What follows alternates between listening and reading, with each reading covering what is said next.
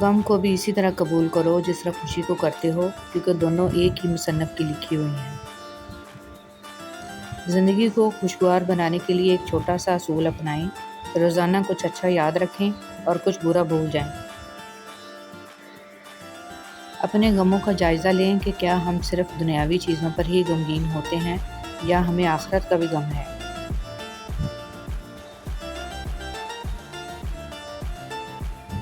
کسی کی راہ میں ناحق مشکلات پیدا کرنے سے پہلے یہ سوچ لیں کہ اللہ رب العزت کی عدالت میں حقوق العباد کی معافی نہیں ہے۔ انسان اپنا وقت اسی کو دینا چاہتا ہے جس کو وہ دینا چاہتا ہے، ورنہ دنیا کے 24 گھنٹوں میں سے چند منٹ بھی کوئی فری نہ ہو، ایسا تو نہیں ہو سکتا۔ کسی کو اپنے ساتھ وہ کام کرنے پر مجبور نہ کریں جو وہ نہ چاہتا ہو۔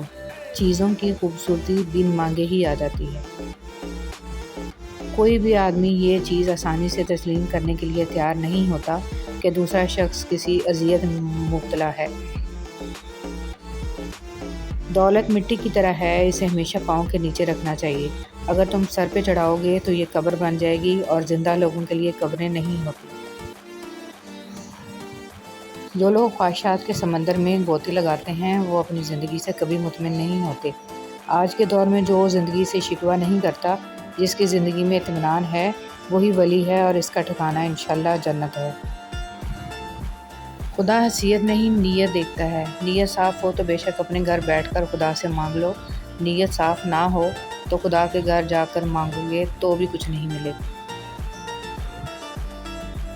دنیا کے تکبر سے انسان اتنا برباد نہیں ہوتا جتنا دین کے تکبر سے ہوتا ہے۔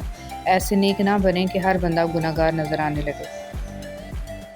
بھوک بہت وزنی ہوتی ہے، اس کے نیچے علم، حکمت، عقل، فکر، دانائی، دانش سب دب کر مر جاتے ہیں۔